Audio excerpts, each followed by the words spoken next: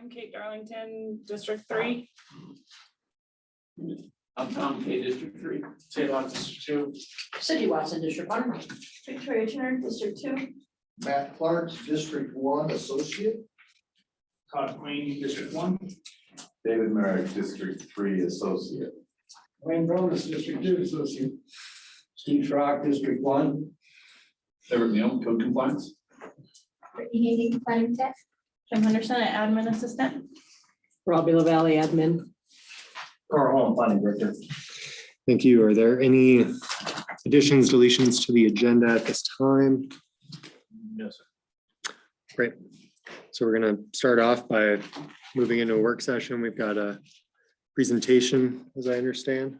Yes, Gabriel is online. He's a student at UC Denver. He's been working on what's called capstone project for the county. And he's put together basically a GIS tool that can be utilized to help identify sites that would be effective for like affordable housing. So with that introduction, Gabriel, if there's anything you want to do, introduce yourself, and then we can go into your presentation. Sounds good. Can you all hear me okay? Yes, sir. Yep. Okay, sounds good.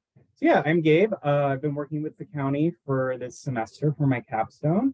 I'm a Master's of Urban and Regional Planning Master's of Urban and Regional Planning student. I'm about to graduate, and part of our capstones, we do a project with a client throughout the semester, and I chose to work with Delta County. Delta County submitted a capstone, and yeah.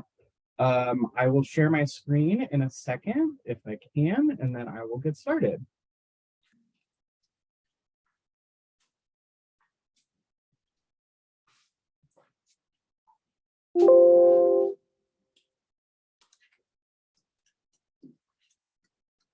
There we go. Okay, can you all see that? Yes. Yep. Okay, so like I said, my name is Gabe. I worked with Delta County this semester on my capstone for the Masters of Urban and Regional Planning program in Denver. So a little bit of an agenda for just what the presentation is going to kind of cover. Going to go over a bit of an introduction about myself, the MERT program. Going to talk a quick second about housing in Delta County, talk about the capstone objectives for my project, and then talk about the model that I developed in GIS, and then some of the findings and some of the recommendations, and I'll have some Q&A afterwards. Okay, so a little bit about me. I originally hail from Western Washington. I have an undergrad in political science. Before starting the MERT program 2 years ago, I actually spent most of my time working in trails and conservation. I was the Connell Divide Trails Coalition Field Programs Manager from 2018 to 2021. So trails in rural areas are quite close to my heart and my passion. Throughout my time at CU Denver, I've really focused a lot on GIS, and especially in user-friendly GIS applications and mapping that is easily understandable. And I've focused a lot of my work and time also on working with small towns and rural planning efforts. So a little bit of the case for affordable housing in Delta County. I'm going to guess that most of y'all are a little familiar with these, but I'm going to go over them. Through the process, we kind of identified 3 key factors that have been adding to Delta County's rental housing stress. A lot of the rental housing in Delta County was built before 1980. There's little to no vacancy rate for low-income housing, and Delta County has an aging population that could potentially put more stress on rental or multifamily low-income units as seniors look to move out of their single-family homes per se, or need more assistance. So just to kind of highlight some of those key facts that I talked about, Delta County, they did a preliminary housing needs assessment by Pryor and Associates. And in Pryor Associates surveys, they identified really that there was little to no vacancy, like I said, for market rate units and also for low income housing tax credit units. So really, again, highlighting that need and showing that there is a case for more affordable housing that could be built in Delta County. Again, the age of the rentals. So really wanted to kind of highlight that the majority of the rental stock in Delta County was largely built before 1980. As housing stock tends to age, it needs to be replaced quickly or replaced at an adequate rate. Otherwise, it tends to add more housing stress and really squeezes that market. And then also, as I talked about aging in Delta County, you can see that the 55 to 85 cohort is becoming the largest cohort in Delta County.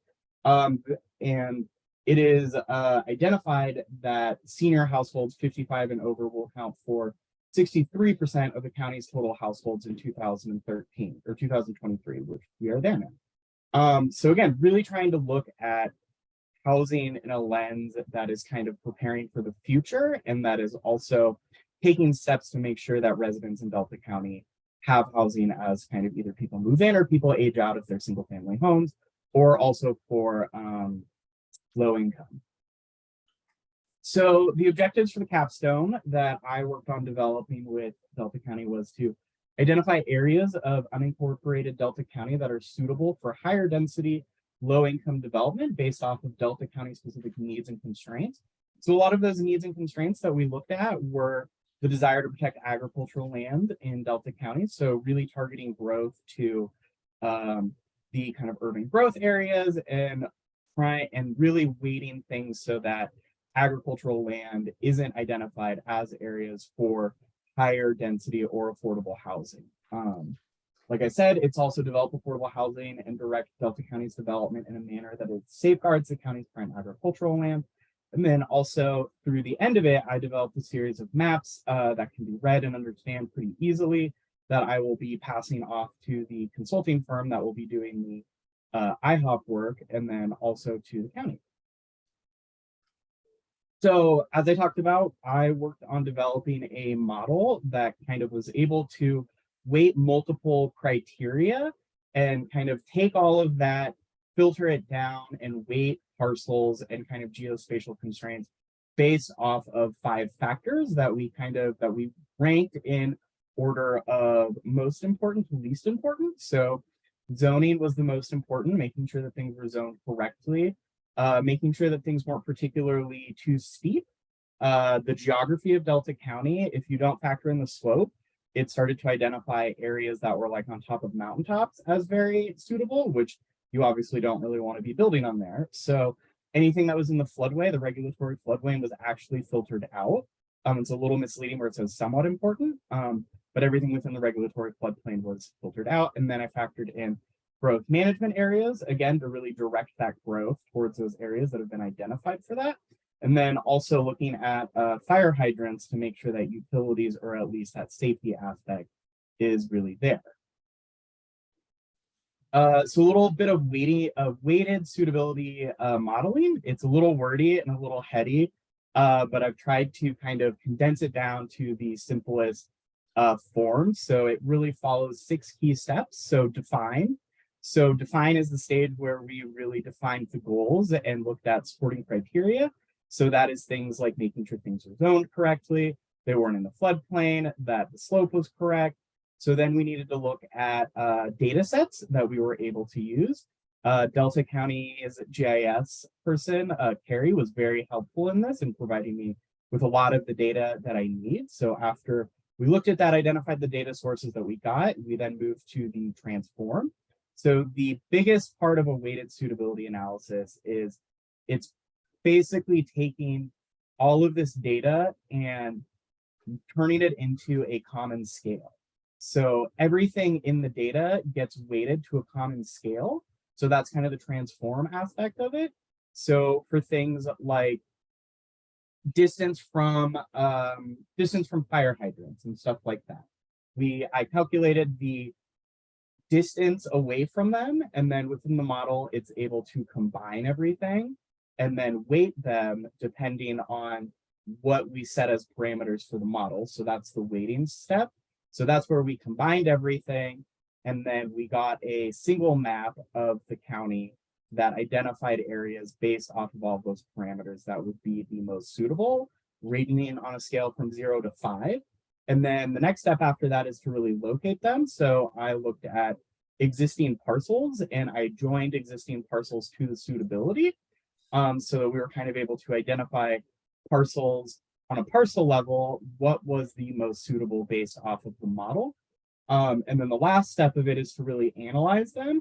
This is the step that needs to kind of continue be pushed forward, that hopefully the consulting team Contour will be taking over, because that analyze aspect is really key when it comes to a weighted suitability analysis or any of this kind of spatial data, particularly because you can get a lot of kind of unintended consequences from them, and you really need to make sure that you dive down into those parcels to make sure that things are correct, and also identifying things like vacant land and other things like that that would be most suitable for development.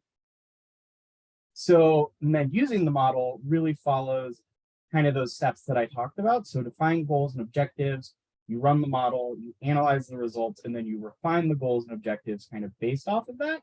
And that's at the point where the consulting team can take over this tool and it can continue to be run and kind of refined to make sure that it's really getting the needs correct and is providing good and accurate data that is useful. So some of the findings based off of the model and what we ran, largely that almost 800 parcels were identified as being suitable. You might notice that Paonia was identified as kind of a hotspot. That's a bit misleading, which points to one of the faults in the model and one of the faults in kind of how you use this type of analysis. It's largely because Paonia had the largest growth management area.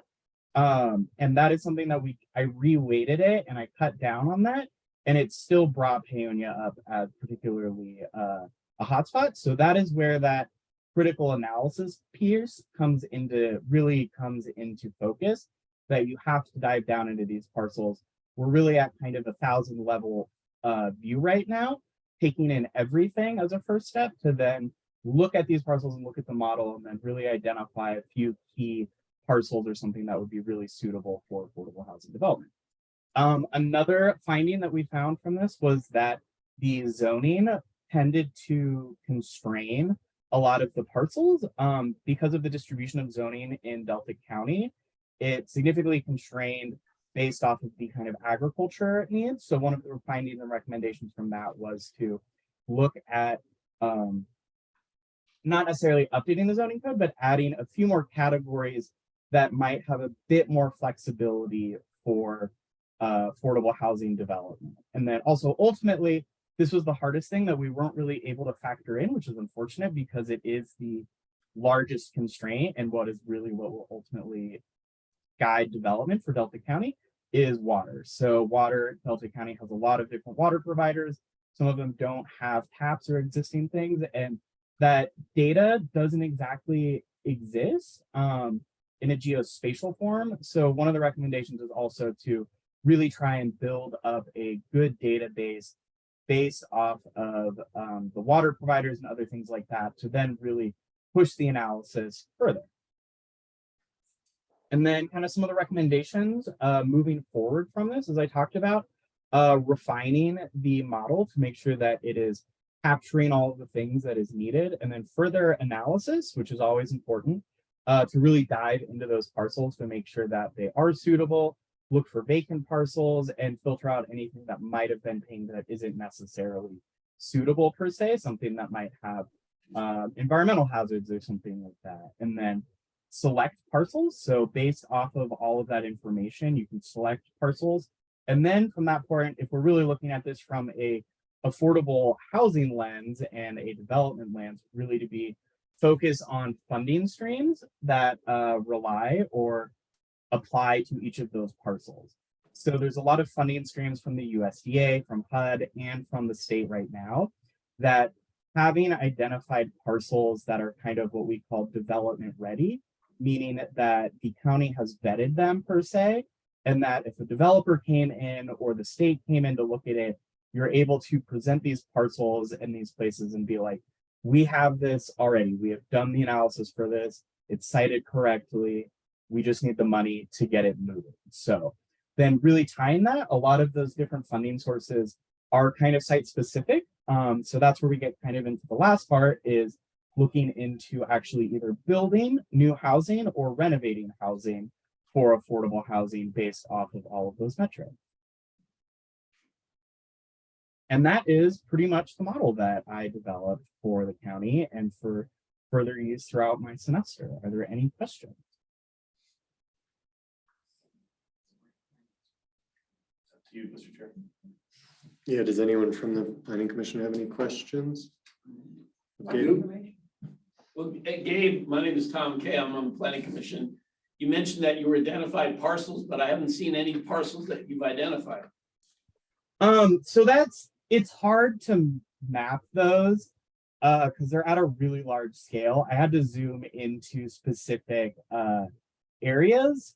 It just didn't look particularly great on the presentation, but I have maps and I have a web layer that I've been passing on to Delta County, the planning team and the GIS director. So they will be there for you all to view and look at. It's also in a web map form, so you can kind of drill down in them in a non-static map form. Steve? Did you happen to differentiate, or will you differentiate between privately owned parcels and publicly owned parcels, particularly county owned and perhaps state owned parcels and land? Yeah, absolutely. So that's part of that analysis and kind of drilling down in those parcels. That is where, so within all of the county's parcel data information, I was able to tease out and sort out by parcels that were owned by the county or owned by the state, and ones that were privately owned and other things like that. And there's a pretty decent split between there, and doing a pass through it, there was a fair amount of county owned parcels that were identified on the higher end of the suitability scale. So that is a good sign.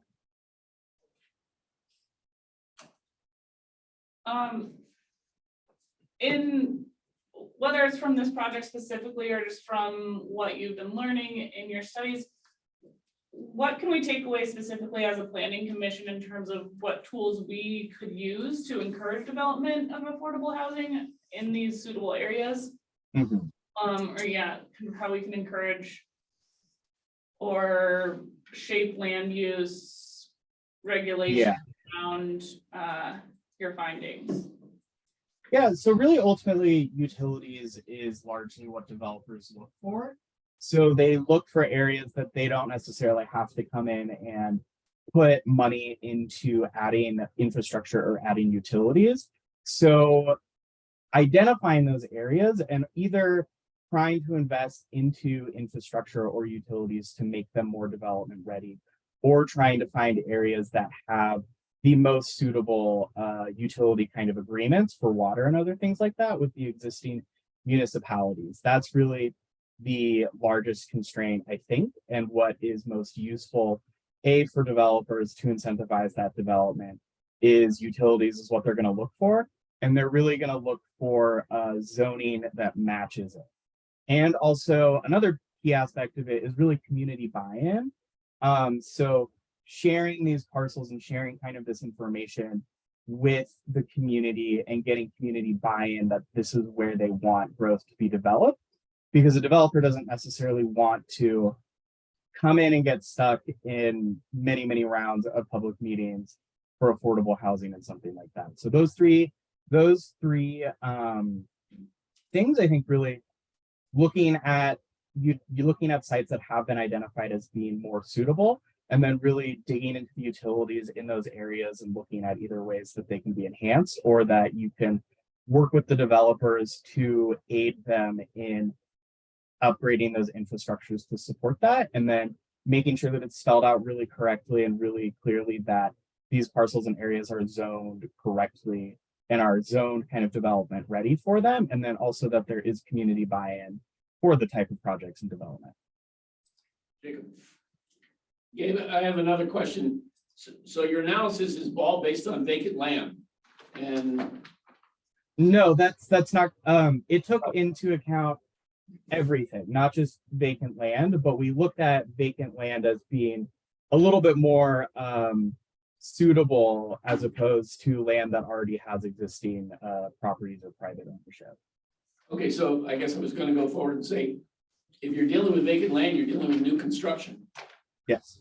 And we have builders on our planning commission that I don't know that they can testify about whether you can build from grounds up, what you call affordable housing.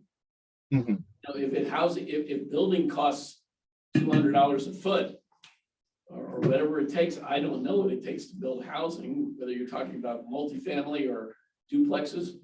You know, the cost of construction materials sort of precludes ever having affordable housing from new construction. Mhm.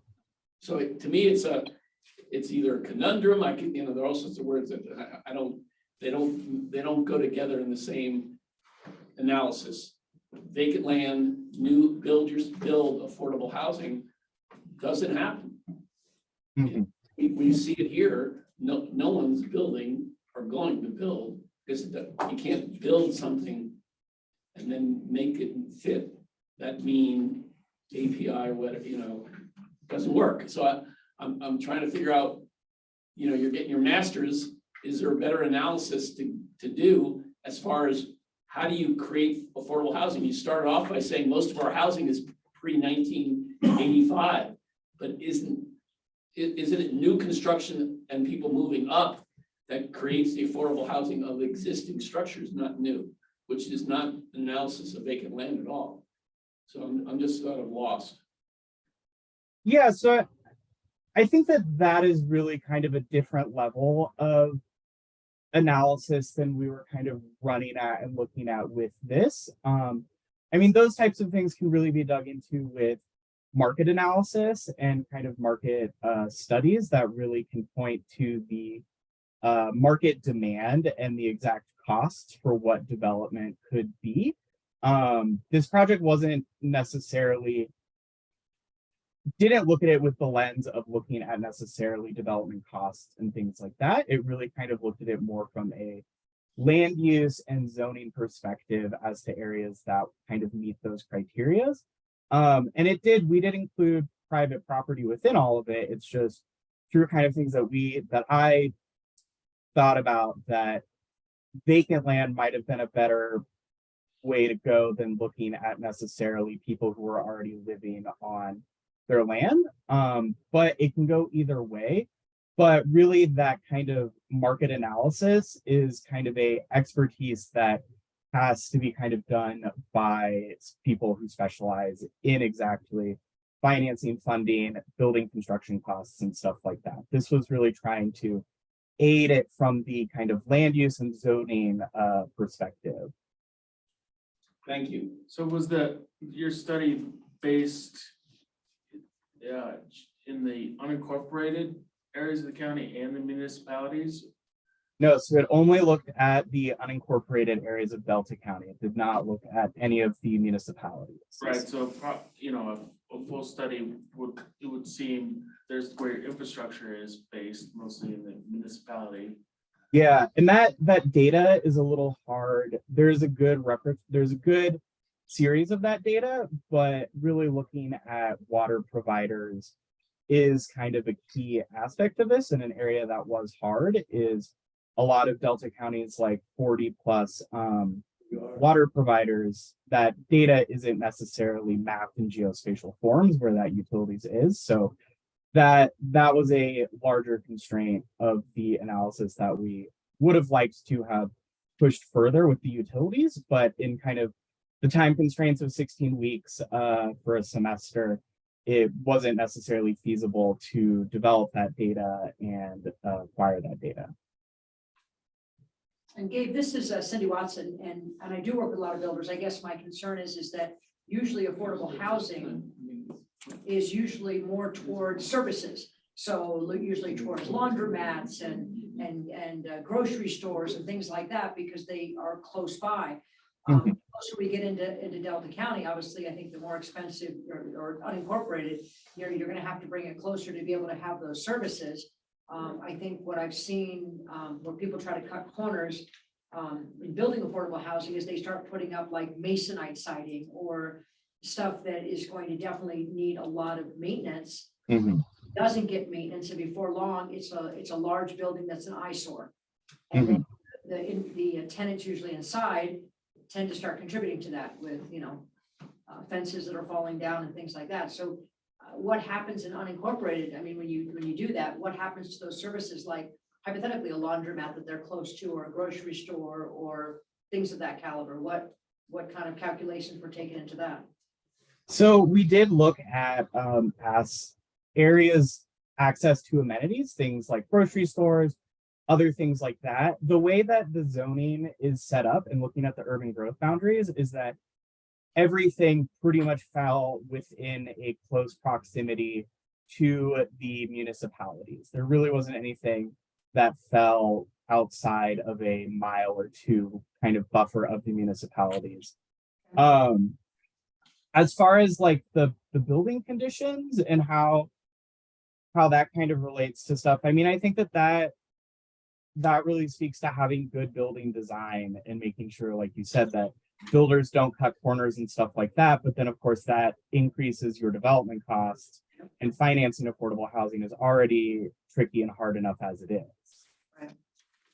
Can you Thank talk, oh, I'm sorry. No, Justin, thank you. Could you talk about the funding a little bit, at least what you've experienced or what you know of?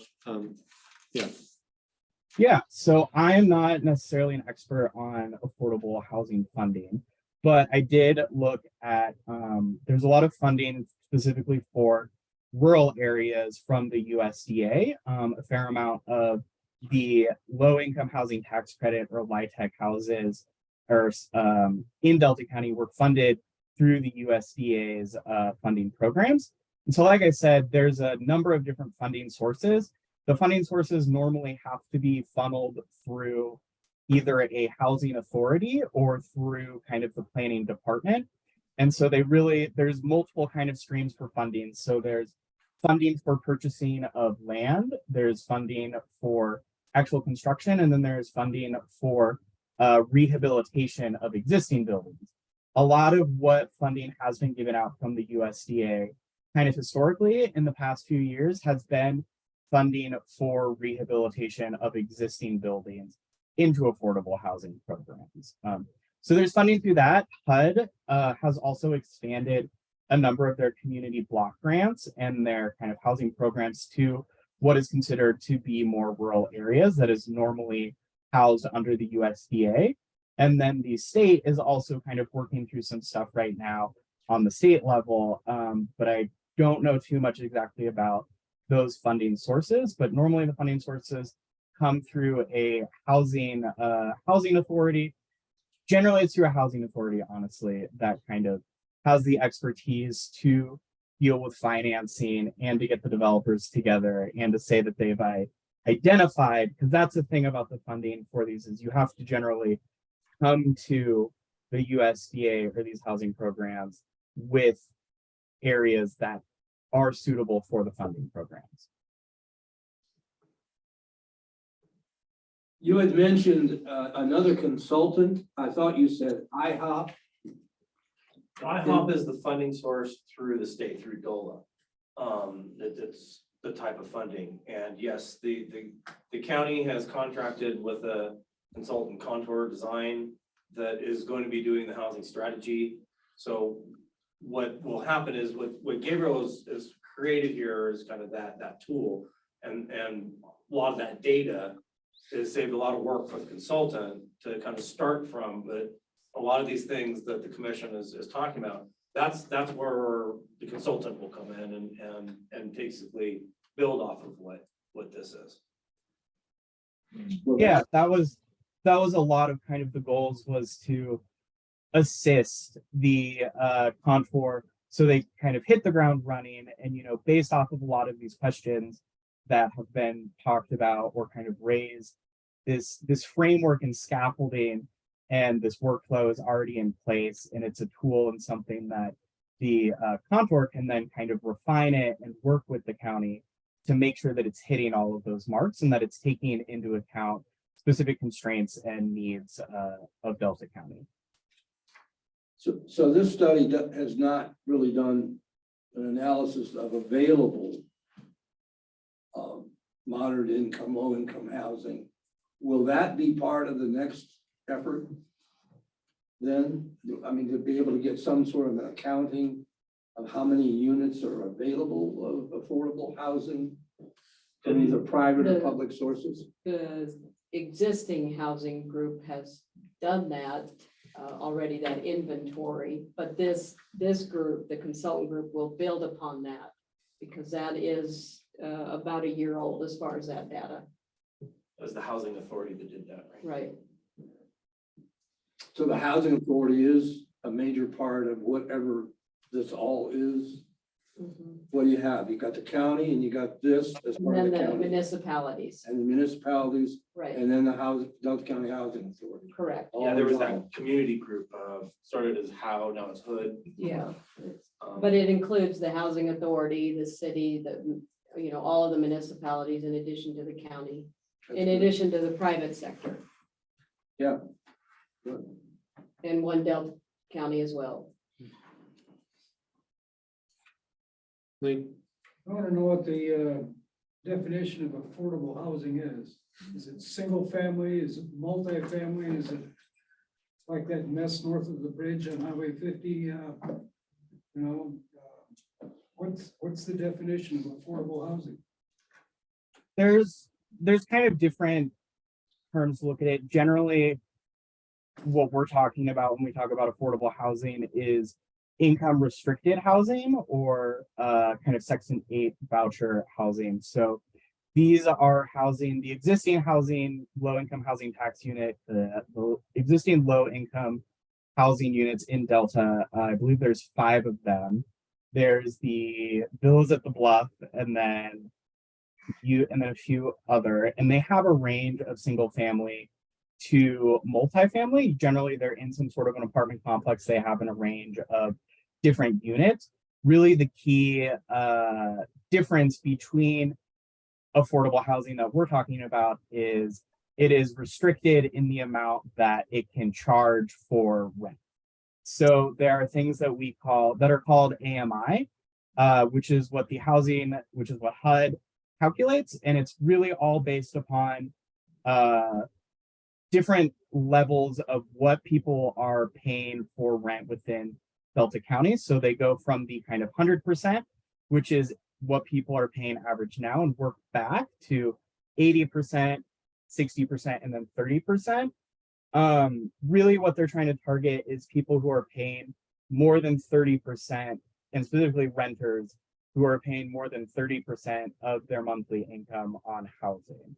So those low income units are locked in with their rates that kind of can be subsidized through low income tax credits or other things, so that they only charge those set amounts that are deemed by HUD to be low income and below the medium or the average income area. Because what tends to happen is in areas that have less rental units, or specifically less low income units, is people who fall on the much lower income bracket who are competing with people who fall higher on the income bracket for the same rentals, whereas one person doesn't have to pay more than 30% of their income on housing, but they're still competing with somebody who would have to pay more than 30% of their income. I hope that answers your question. So maybe I'll just kind of build on what Gabe was speaking on. So call it the simple way of looking at it is HUD actually establishes what that kind of matrix looks like, but it's generally, as Gabe was talking about, you have median income. Based on that median income, 120% of median is moderate income. 80% is considered low income, 60% below is very low. So, but it's also based on the family size. So it's not just income, but it's how many people does that income have to support? And so HUD will actually put together a table that identifies kind of what those are. But generally what we're talking about is very low, and moderate income is affordable, is what we're talking about for affordable housing broadly. Some of those will need to be rentals, and then if it's market rate, that's what we're trying to get back to, that median income. Can median income actually afford a market rate house?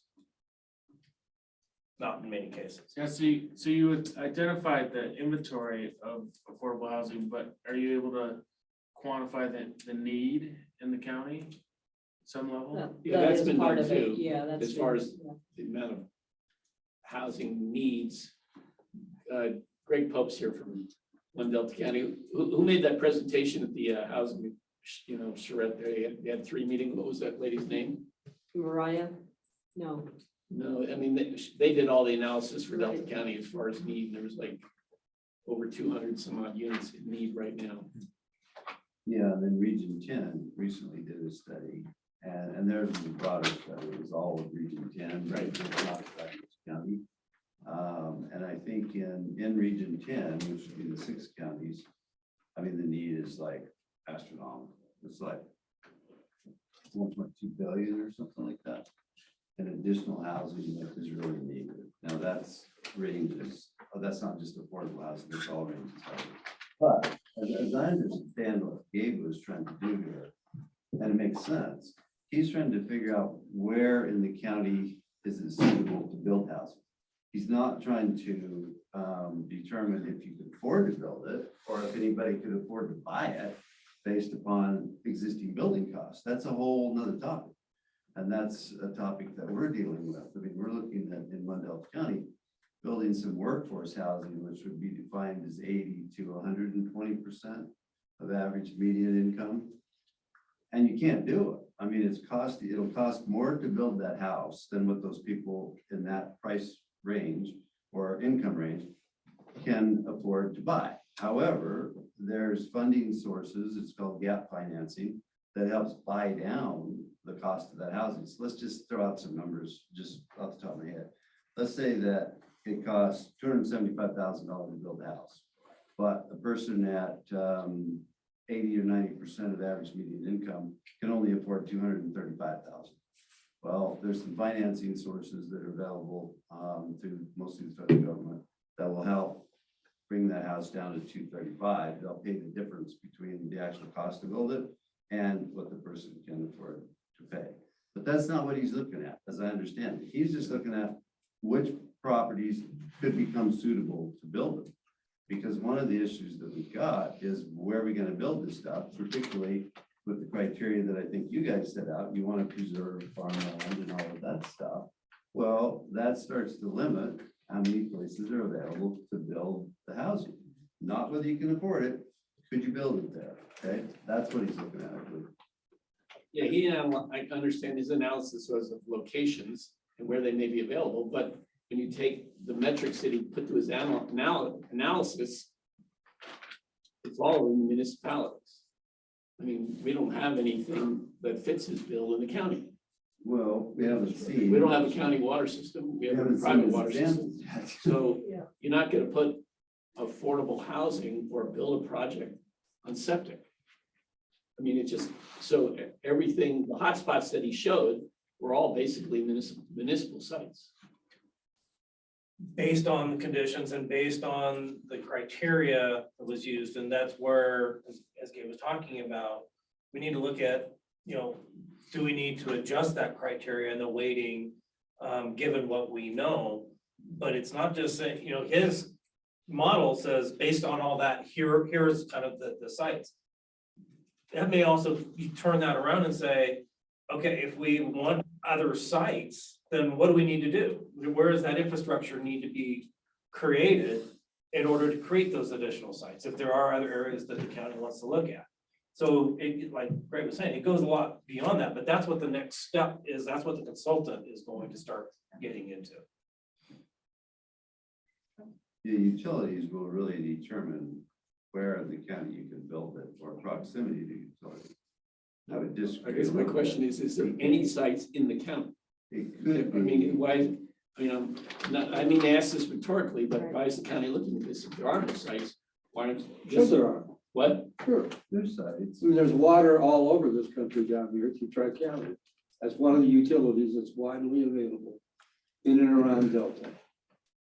There's probably I don't- county-owned land in this area that one could conceive of as being donated for affordable housing. Don't know that, But my guess is that that's part of the study. Right, I mean, that'll be part of that. We haven't seen the specific map yet from Gabe, so I don't want to get ahead of that Right. map, so.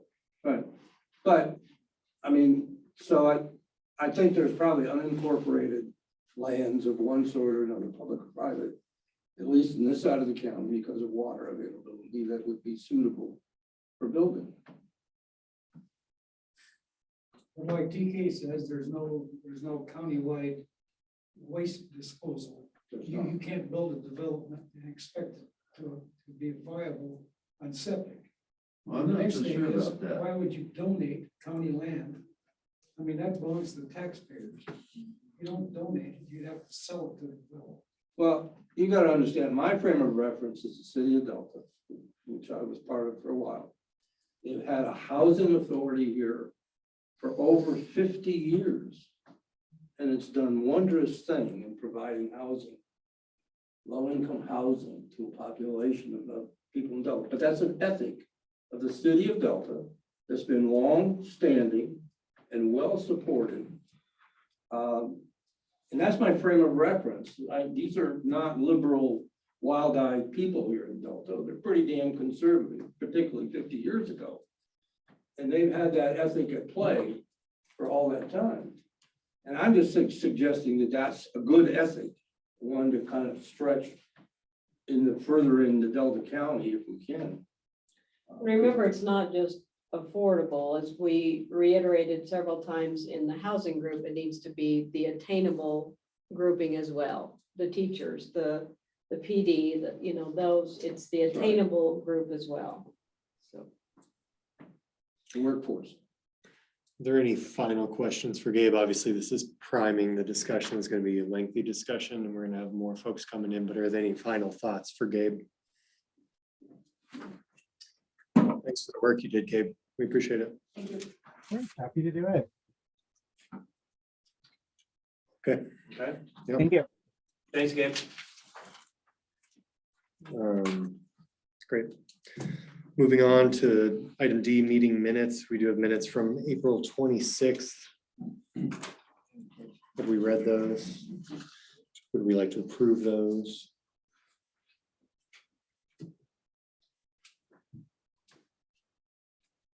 I'll make a motion to approve the minutes of April 26th as written. I'll second that one. Thank you. We have a motion and second to approve the minutes of April 26th. Is there any discussion on the motion? All those in favor, please say aye. Those opposed say nay. Great. Moving on to E, we have bylaws of Delta County Planning Commission. As I understand, we're receiving notice of the proposed amendments that we all went over. So Carl. Right, so what I wanted to present was based on the commission's discussions, what we captured, did we capture it correctly?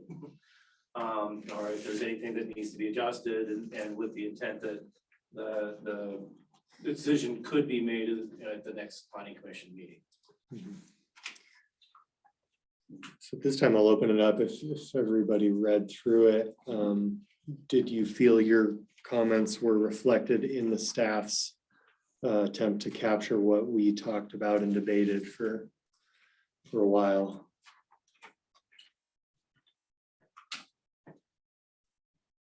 And that being said, we will make a decision on these in 2 weeks. My question is, would we be out of order if we were to bring new language to that meeting if someone felt strongly enough about the language in this draft now? I mean, the way the bylaws are worded now, it's just that you have 2 weeks to consider the language, so. I think you have 2 weeks to consider it, to me, that's so you may come with Okay. ideas to change it. Okay. It's not explicit in that, it could be implied that if there are any changes, it needs another 2 weeks, but they're your bylaws, so I would suggest, your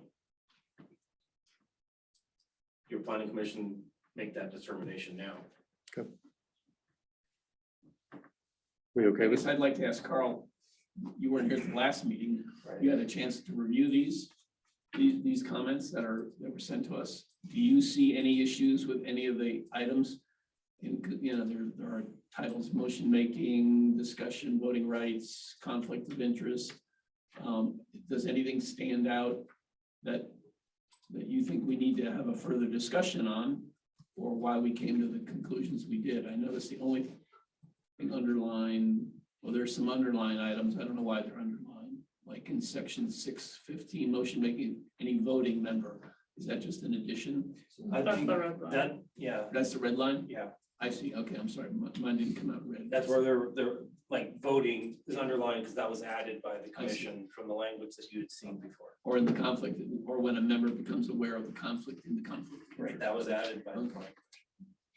But to your question, that last one that you just brought up, not having been here for the discussion, conflict of interest, the idea is when there is a conflict of interest, that you not participate in the discussion. So if you've been participating in the discussion and then deem that you have a conflict, that could create an issue because you've had input into that item. So I would caution there, and if you think there might be conflict, that, I would err on the side of caution and say, the person, it might be a conflict. I would just, recuse yourself at the outset. And that was something too, Carl, that I brought up, is that, we don't want to go too far into a discussion that not only are we listening or we're commenting, and then 3/4 of the way through say, I think I have a conflict, and then they have the opportunity to actually be part of public comment. I just think that we all need to do our due diligence and truly read through applications that are coming up. And if we feel for any reason we're gonna have a conflict, whether we know somebody and I think we use Kinnikin as an example. So many of us knew Kinnikin, processing, but again, we could put that to the side because it had nothing to do with this application. So I just would like to err on the side that if we think we have a conflict, we need to do it sooner than later, then it just doesn't make our credibility look very well if we sit through 3/4 of a meeting. Personally. Okay. So we will consider these in 2 weeks. Yes. Question, Sure. so are we going to have a hearing to adopt these? A hearing is not required, but you can certainly, what is the expectation of, as your commission or the chair, what's your expectation? I mean, these are your bylaws. I mean, That's so, not, but a comment was made at one point that we would. Sure. I want to make sure that that sentiment is at least considered. Mhm. If you'd like to, we could open public comment now. We have some folks in the room, we have some folks online, and see how they feel about, they've received this, and if they have anything they'd like us to change in 2 weeks, can, but at the same time, it's our bylaws, it's how we want to run our deal. So So in 2 weeks, would that be an adoption? that would be a vote.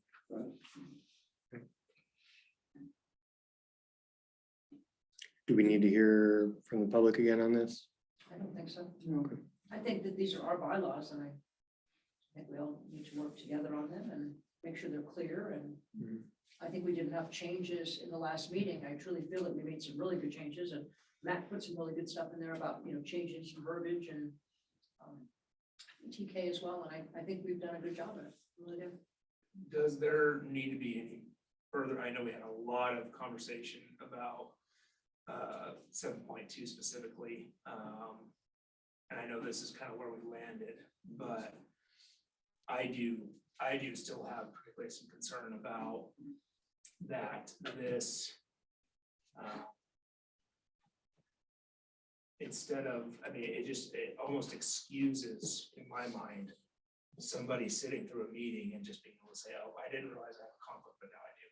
And I just don't like that. I think it's hard for me to conceive that somebody would not know at the start Mhm. and then all of a sudden, Mhm. decide like, oh, okay, I guess maybe there is. It's hard for me to wrap my head around that. And I feel like this language excuses it. And I feel like it could certainly compromise our credibility, so. In particular, the language or when a member becomes aware of the conflict. Yeah. We had a lot of debate about that. We have a lot of debate about that, and I don't want us to get 2 weeks from now and be like, oh, okay, now we're gonna change this, now we're waiting another 2 weeks I just wanted to see if there needed to be any more discussion about it. Especially after Carl's input on the matter. Mhm. I have a potentially a suggestion for change in language that might get us at least to a middle point of people who want to leave the option open for a later disclosure if something comes up. And it seems like the sticking point is kind of discussion and deliberation. So could be not just when a member becomes aware, but before deliberation on or before discussion, you know, if a member is sitting in is hearing a staff presentation and then the person gets up and starts talking and you go, oh, I didn't realize that's who it is, but that, you know, I know that person, or I know that person's wife, or, oh, they have a business that I am associated with in another way. You know, is there room for disclosing a conflict of interest at that point, but before you start participating in a conversation? So Kate, are you talking about like after the staff does their Yeah, preliminary, and then you could say, because I mean, they recap phenomenally, so yeah. I mean, literally, you could just catch so much of it there. Are you saying at that point? At You that would then point, I guess I'm say- wondering if Because people I had are. trouble too yeah. with the whole idea is, well, when I think the sense was when a member becomes aware, I just don't like that. Todd, I think that's, yeah, that, I don't like that sense either. So may I pose this question? What is the issue with the conflict of interest? Are we gonna gain financially from it? Okay, so do I That works. that word, from voting upon it? Is that the issue, that we shouldn't be able to vote upon it? Because isn't everybody's discussion in the matter viable and important? No, with a conflict, you should not be engaging in the discussion to try to, you know, have any, call it sway to the commission. Because then you're gaining favor towards your conflict.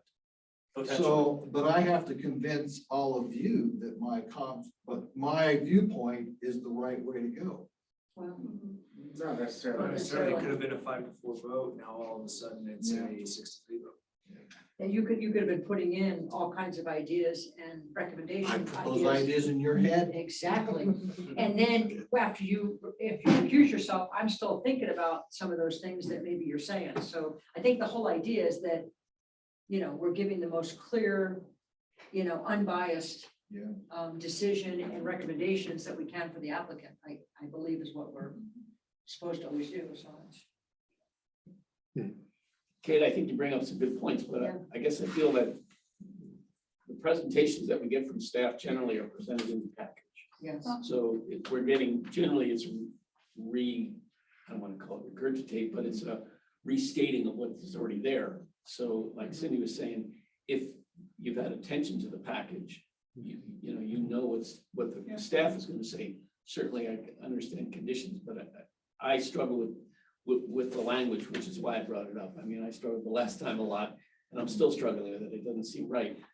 You know, is someone declaring a conflict of interest? Is it a statement or is it a question? I mean, do I have a conflict of interest? Are we asking? Because we have the conversation about, well, we want to ask you, what's the conflict, right? I mean, do we have the right to ask somebody, what's your conflict, if they declare it right in the middle of the thing? And that there was a lot of discussion about that. I mean, we should be, and I don't think we should be getting into that. I think it's the individual who has the conflict to determine if they have a conflict and not leave it. Go ahead. So a conflict of interest is really a legal issue. And it has legal implications. I suggest that we ask our county attorney to render an opinion about this. Robbie is making a note. It's a good suggestion. It'd be nice to come up with something tonight so we can get through this bylaw to y'all. I'm tired of the bylaw. I mean, if we just want to take that out, that might be. I'd be comfortable. And I think, Mr. Chair, that's the motion I would make, is that I would like to see us, you know, remove the when a member becomes aware. I do like what Kate has proposed, I think after the staff report, which is a recap and a conclusion of, all the details. And that we obviously see with, obviously plats and all kinds of stuff, that at that point, if the member feels that they're gonna have a conflict of interest, I believe at that point, they should then make that decision before we start having discussions and we open up to the public and we open up to the applicant. I think we're opening ourselves up to ridicule. If we have a conflict, we have a conflict. And I think I agree with TK. At that point, there's no reason to ask that person about it. If you have somebody that goes through 3/4 of the discussion, then has a conflict, you're gonna say, well, now why do you now have a conflict? And I think it would avoid us having that confrontation. And I think I would like, I don't know if that's something we would do as a recommendation to you, as to have that removed, or Sure. Before we do, Victoria had a comment before that. Yeah, I think most of the reason we had settled on that is because there was a lot of talk of not boxing ourselves in, not making us basically liable or breaking any laws if things were to come up, if things that we couldn't foresee right now were to happen, we would be able to then still do the right thing and say, okay, I'm seeing that there are some people being brought up that I didn't know were a part of this, and I would like to, because didn't we conclude that you can't abstain from voting? correct. So if you can't abstain from voting and you've already passed your little window that you could recuse yourself, you're kind of stuck. You either have to vote in a conflict of interest, or you're going to do what? Valid question. Todd has it. Oh, I sorry. don't know if you can see it. I can't. I almost kind of feel like we're having a conversation about conflict of interest, like it's 6 degrees of separation, like Mhm. I didn't know I had conflicts of interest, but now that I realize that my mother-in-law's cousin's boyfriend, dog watcher is in this house, now I have conflict of interest. Conflict of interest in my mind is, this is my next door neighbor and I don't want them to do this development. Mhm. That's a conflict of interest.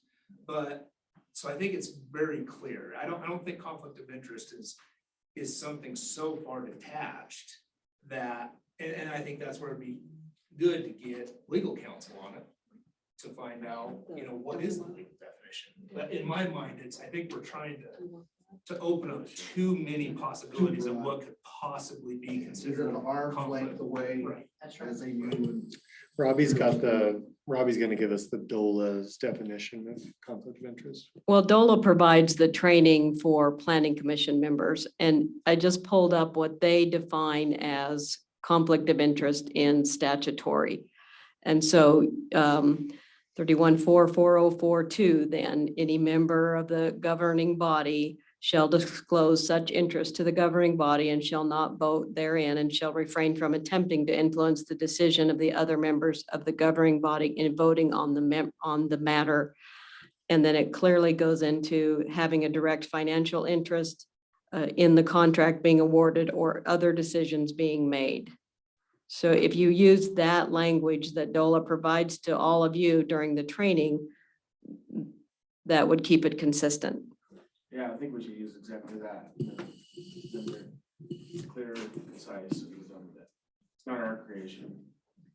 That was our creation. It doesn't define when, No, and that's what you all are struggling with, but it does provide what? that definition gives, is a problem, seems to me, with the ability of a commissioner to remove themselves, yet participate as a member of the audience. So Read it, it's in the center part of that definition. Being able to influence, because are you influencing it as a commissioner or as a public member? Yeah, I don't think you should be able to be in the audience and have it, Well, we said it's okay. say we want to agree. So back to my question then, is my opinion as a private citizen any more valuable as a person on the commission? So if I try to sway you as a private citizen versus a commission person, what's the difference? That definition sounds like there is none. Yeah, I don't see that there would be any, except that I wouldn't be able to vote if I had that conflict. Should be able to discuss. So are we proposing that if I had a conflict of interest and I recuse myself, that we're feeling as a board that I would not or should not participate in public comment because I was once seen as a member, Yeah, and now I'm seen as Joe Public, which I may still be seen as a member. correct. Are we saying that? That seems to be That's what this. an means. inference of the legal description. And I think we said last time, it's up to us to be unbiased in our roles Right. and discredit the fact that it's a member of the commission and just take the information that is given to us, because whether, you know, they're recused for a conflict of interest or, you know, recused because it's their neighbor, they might still just have valuable information in our decision-making. I mean, if they're next to the property that's in question, why is their information any less valuable than any other public member? Right. And on that same note, just back to this, we do have to disclose our conflict of interest based on that definition and what we have in our bylaws. So if somebody is gonna go through, you know, a certain portion of the meeting and they know they have a conflict of interest, when they say, oh, I have a conflict of interest, I'm gonna step down, they have to say what that conflict of interest is. And if we as a commission feel like it was dishonest and manipulative, we can have a vote of 8 members to, you know, say, hey, that was dishonest, that was manipulative, that was not okay, we're gonna vote that you get removed. Or we're gonna vote that, you know, I mean, there's remedies to that, but I just think that it'll be really clear.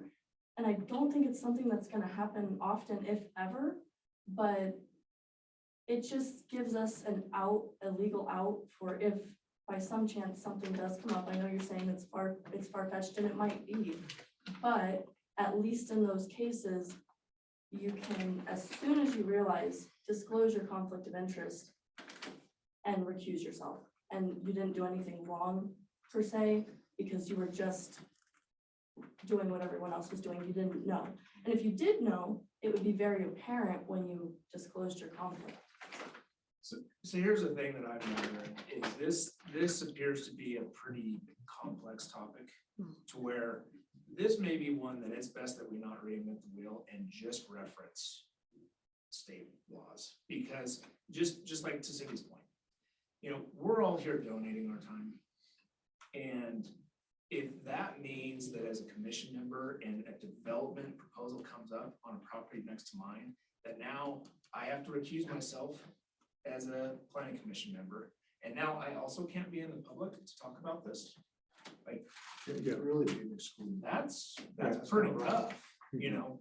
And I think as long as you bring it up, Todd, ahead of time, and you recuse yourself, and then you go to public comment, I think that is seen much more professional than if you sat through 3/4 of a meeting Most certainly. and then said, okay, I'm gonna recuse myself, but hey, I Yeah. want to be on public comment. Right. Then I think the credibility goes out the door. I agree And completely. I think we've all, what I've experienced being with this commission for a while is that anyone, and I've seen several people have a conflict, they quite right away say it, we recuse them, they put their plate down, they remove themselves from the commission seating. And if they want, they have the choice to sign public comment, and it's been handled right up front. I mean, I haven't seen it where it's ever been, you know, extended well through. I don't know if anybody else has, but I have not. So since there is a statute concerning conflict of interest, does it need to be addressed in our bylaws? I think as Robbie mentioned, though, the statute doesn't talk about when. It talks about what is conflict of interest. So Right. these bylaws are going a little bit further, defining when that conflict.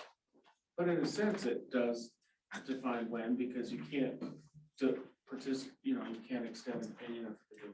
Yeah, it says you cannot lobby your fellow board members.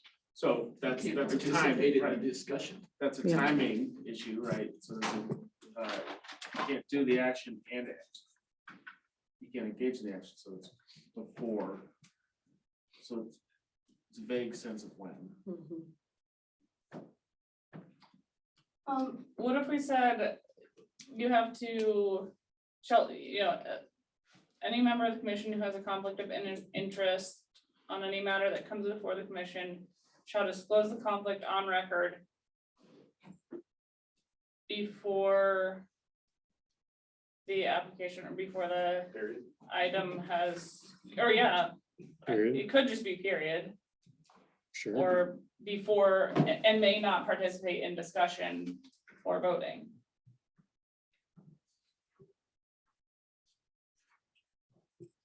Got a lot of suggestions, yeah.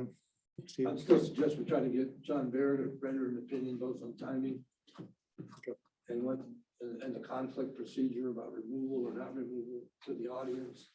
And I would add, ask him about abstentions. We've outlawed that. I'm uncomfortable with that. I'd like to see what he has to say. Would you make a note of that too?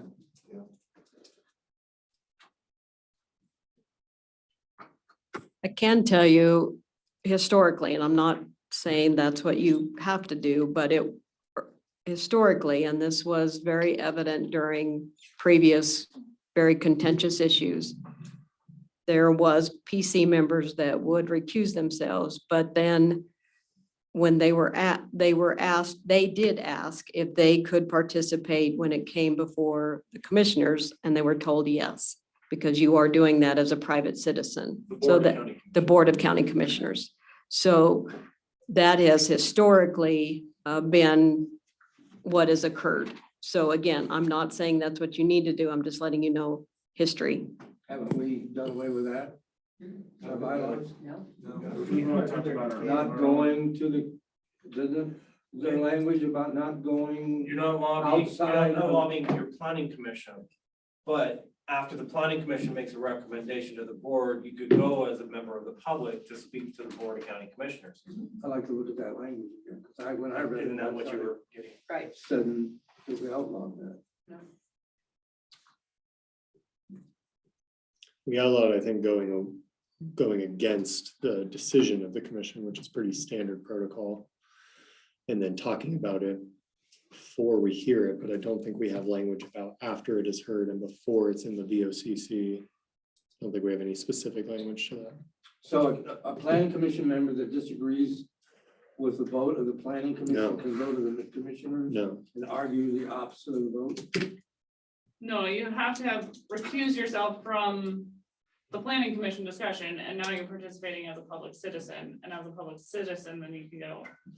I'm talking just about going outside the planning commission to the commissioner. no, if you vote as a planning commission, we speak as one voice, and so you could not go to a meeting after us. That's what we've outlawed in the bylaws. We had something in there. The bylaws speak to recusing yourself, or if you have a conflict before an agenda item is heard, you can go to the public and then speak to it at the planning commission. It's nothing to do with the VOCC, as I understand. We're not talking about, we're just talking about our bylaws and what happens in here. No, I know, but Again, Robbie, we've been stuck in this for a couple of weeks and I'm a problem. I guess I'd like to suggest that we just leave it without the sentence that was in there, and then see if we ever come up with a problem. I mean, Which is what Cindy tried to make a motion. I yeah, I interrupted think her motion. we should so- just have something simple that everybody knows that if you got a conflict, you determine it. I don't like the idea that we're gonna vote on people's conflicts. I think it's a bad idea. It's an individual thing. You decide you have a conflict, you need to tell it, you need to state it before the agenda item is heard. We'll just leave it at that. So what's the motion for the specific language that we're Just, striking? it's the language that's in there, except for when the member becomes aware of the conflict, remove that, is that I think Cindy was I saying. think so, yeah, I would definitely make a motion that after the staff does their recommendation, that at that point, any member of the PC that feels that they have a conflict of interest, at that point, that's when they would recuse themselves and scratch out the sentence that says, when a member becomes aware of the conflict, Okay. is what my motion would be. And So- if we have to change that in a year, we can do it. And if we see we have a conflict, we use another word, but if we see we have a conflict, we could There's readdress. a motion on the floor to strike or when a member becomes aware of the conflict. Is there a second? I would second that. Great. Now let's discuss. is this in lieu of going to the county attorney and asking for an opinion? No, no, We we have haven't notes. adopted them yet. No, but we're gonna strike that, and if he thinks we need to do more, then we'll do more. Here's a case where we've added to what the statute requires of us. Right. If you go to that first part A, Roman numeral number 4, which follows right after a conflict of interest defined as by applicable law, which we just heard from Robbie. Then the next Roman numeral is will gain an advantage to relations, groups, or associations to whom or she is affiliated. That really kind of constrains us more. Because I could argue a point that, because I sit on this commission, I have a lot of friends in this community that I'm gonna impact their lives by my decision. Well, that's more specific to a Bias. previous experience we've had. That if you would gain an advantage to an association or group, that you could be affiliated. Just because you know somebody doesn't mean it's a conflict. Right. Well, I might agree with that, but somebody else could use this language right against us. But it's your determination if you have a conflict. I'm just saying, why don't we just say what the law in Colorado law, what the statute is? Conflict of interest is defined as this. If you gain financially from it, then. It didn't determine exactly when. Sorry, Victoria. Victoria, And what is the statute that we're referencing? I thought it was just the DOLA definition. 31-4-4042, 24-18-1092. It's the definition. there's a motion and a second. Is there any other discussion on striking this part of this sentence? I think that if we are gonna strike it, we should probably allow for abstaining again. Like Steve said, he would like to talk to the attorney on that and see if that's an issue to have in there. I think that if anything, if you don't have a direct conflict of interest, but you really don't feel comfortable voting on something, you should have that option. Any further discussion? Those in favor of the motion to strike or when a member becomes aware of the conflict? Say aye. Those opposed say nay. No, Okay. Okay, 2 nays, Stephen, Victoria.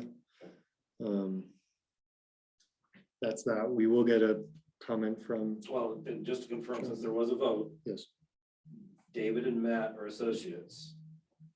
And all members of those districts are here. yes, Lane can vote because Hardy is not here. So thank you. did the associates did not vote? I didn't vote. Okay, just want to be clear for the record. Thank you. Yeah. Anything else in bylaws? Well, we should take up Victoria's Right, comments abstention. regarding voting. And Right now, it says you vote yay or nay. can we literally strike the sentence now, so then that Yeah. begins that 2-week period? Yeah. Of consideration and. What we're trying to do tonight is get it to a condition So we can vote. so that we can vote, delete, barring any complete changes. If the attorney comes and says, hey, you've got something. We could, we'd have to start all over then for a 2-week thing, but I'm willing to take that risk. It doesn't preclude the attorney weighing in, but if it doesn't change anything. So where would we like to see? Would you like to see language regarding abstaining? So voting, I feel like we already had this discussion. we sure And did. we did. came to a not unanimous decision, but enough of a decision where we didn't add anything about abstention because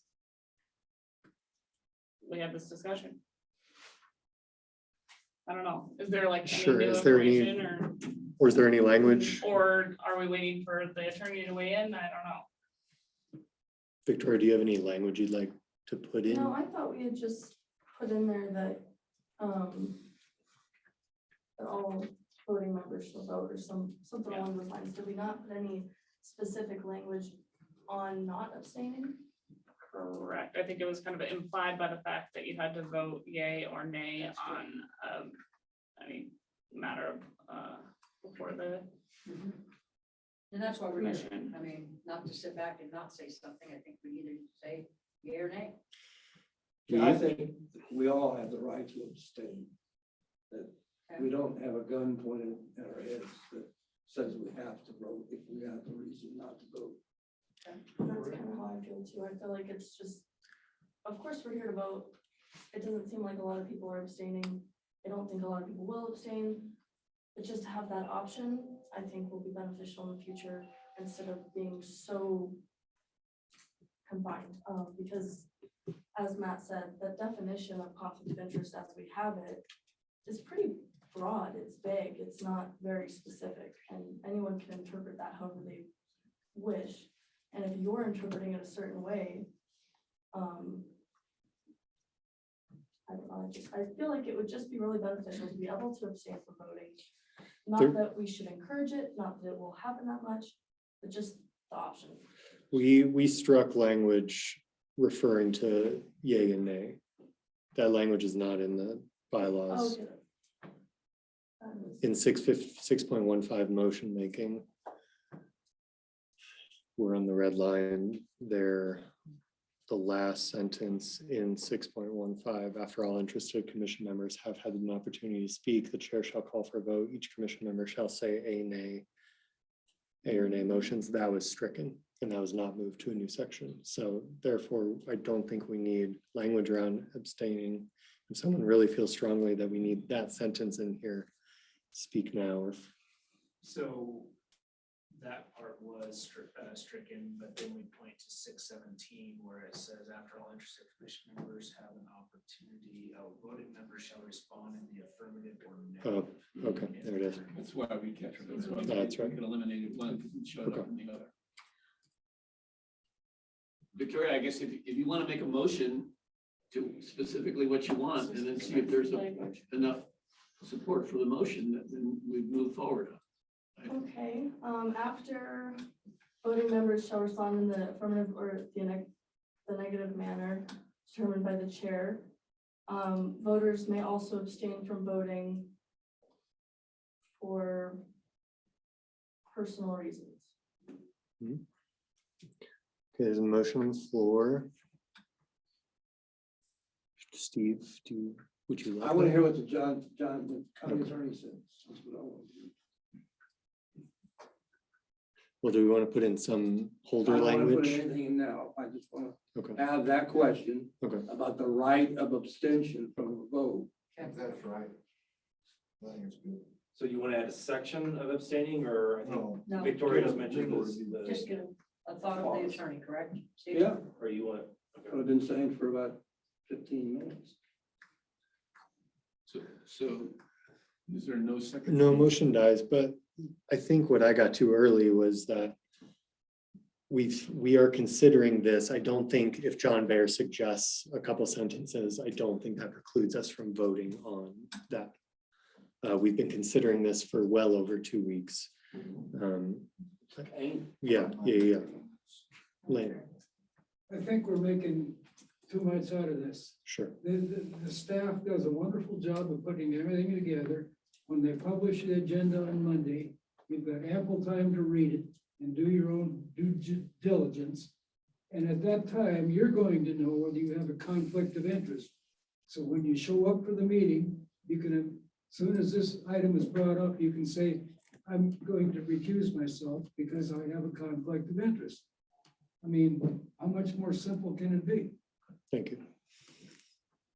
Voice of reason. Is there anything else other than the comments we'll get from John Baer? Okay, Okay, so we've stricken that one phrase, and then we will ask county attorney to review the conflict of interest sections. yeah, I mean, if it's not too much, just have him read through this, if there's any red flags from his point of view. And the, And just to be clear, the abstention part is not in the conflict of interest. It would be in voting. Yeah. privileges. it's under the voting Discuss rights. 617 discussions. But there is a question to ask the county attorney Yeah. about the ability to abstain. Okay. Moving on from E, we have no public hearing items. Brings us to G for the department report.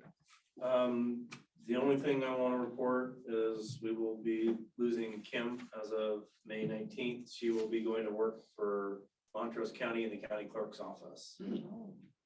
So we've opened recruitment for another technician position that will fill the administrative assistant position. So Are we allowed to steal some of their employees? I mean, let go with that. Who's gonna be left by? Yeah. That might be seen as a conflict of interest. Thanks, Kevin. Good luck. So do you have, are you gonna make some comments about your role going forward? Are you, you're asking me to, maybe Robbie wants to take that one. Might be a different opinion, but. Well, just for some clarity for us in terms of some issues that it's been publicly said he's gonna be working on. And I just am curious about the number of those and how they come to us, or do they come to us? How many interactions do we still have with Carl beyond the end of this month? Well, I've refused to accept the resignation. Oh, good, good. I second that. Yeah. But I've gotten overruled by his significant other, so I certainly, I certainly understand that. Carl and I are working on the details. We met this week. I've drafted up what the scope of work looks like after the end of May. As soon as it is to a point where we both agree on that, then certainly we will make that known. But we are in draft right now, looking at this housing strategy. That is very critical, as Gabe outlined. There's a ton of holes, and you all are the experts around the table as far as the cost of housing and where housing is. But it's critical that the consultant have that practical knowledge that Carl can bring to the housing strategy. So that'll be one of the issues for sure. You know, we do have the land use code as far as the specifics, the technical. That'll be part of the special projects that we have going forward. And again, we're still going back and forth on other special projects. But that's where we're at. And when that's finalized, we'll let you guys know. We'll let you guys have a look at that. But I don't want to get ahead of a finalized document when we're still in draft form. I don't want you to either, but there are things that, you know, we have discussed as yet to be done projects. The Nexus study is one of those. I don't know if that's one of the things you're looking at. I won't ask you to commit to it, but I think we felt that that was an important study to go forward. And if that may be part of what he would work on. That would be a fine thing in my judgment. Right. We do have a hierarchy. We do have a prioritized list, but again, I don't want to get ahead of things. So. Thank you. Trying to define what's special. Everything is special. We keep adding to this, we keep adding to the list. I mean, that's. Okay. Well, and I don't know what you have in store for yourself, but. Yeah. Sorry, that's fine. I couldn't. Yeah. Lots of traveling. So what does our schedule look like in 2 weeks? Do we have? We do have a project that we are bringing forward in 2 weeks. It's a rezone application. That's all that we have at this point. And then the bylaws, of course. Okay. And then is there any movement on, you know, we canceled our tentative work session with the county commissioners. Is there any other tentative dates? So at the last work session, the board scheduled this Friday as a work session to go. So they've been through chapter 2, chapter 13, chapter 1. Chapter 3. Yeah, chapter 3. They feel like they've completed chapters 1, 2, and 3 to at least to an initial point. We're going to be going through chapters 4 and 5, specifically looking at water related matters. We've been through chapter 7 and 8, which is the process. They had some changes with that. So those are going back to them on Friday, as well as chapter 12. And it said, as I mentioned, we've been through chapter 13, which is the enforcement. It kind of depends on how far the board gets on Friday. They indicated though that once they've gotten to a point where they feel like they've been through what they want to get through, then they want staff to prepare a red line version that reflects their comments, their discussion, and they want a couple weeks to look at that and then come back to it. So after that, I think that's when we would have the conversation about having the joint meeting where the board can present the changes that they were looking at, why planning commission have interjection as far as, concerns or thoughts about that. But I don't imagine that would be until mid to late June. Well, I wasn't a part of the land use code process before, so just so I understand, after they've gone through and made the changes that they want to see, they submit that then back to the planning commission? Right, so the statute kind of has two avenues. One, the planning commission initiates it and sends it up to the board, which is where it was. The board rejected that. Okay. So now we're in the other part of the statute that where the board can create amendments to the land use code, send it to the planning commission. You have 30 days to report back. So your report is, here's good, or here's some things that we would like to see done differently. That's reported back, then the board will have a public hearing and take a final action. Okay, cool, thank you. Okay. Anything else in your department report? No, sir. Okay. Lena, It looks like. Oh, I'm sorry. Just for the planning commission members right here now, who's the commissioner from the North Fork? Wendell comes. Oh, well, Coons. Okay, a week ago, last night, we had the Republican Central Committee meeting, and we always have one of the county officials make a report. Coons stood up for the planning commission. He let the whole audience know there that the planning commission is composed of a bunch of volunteers. We don't work for them. We don't work for the commissioners. And we don't have to put up with the BS that we put up with this winter. And he said, now on any contentious meetings will be held in front of the county commissioners because we don't have to put up with it. I know that I, for a while, and maybe the rest of the planning board here, felt like maybe we didn't have the support of the commissioners. He made it very clear that night that we have their wholehearted support. So I thought I'd just share that with Yeah, the group. thank you. That's excellent. Well, that'll take us into commissioner comments, requests, referrals. It sounds like we have somewhat of a light meeting in 2 weeks. So if there's anything anyone would like to add to the agenda, now would be a good time to suggest. And or any other thoughts we have, feelings, feel good stories like Lane's. Okay. Thank you, everybody. We're adjourned. Thank you.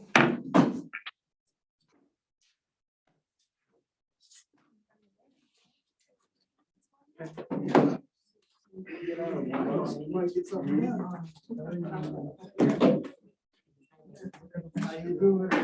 Good to see you.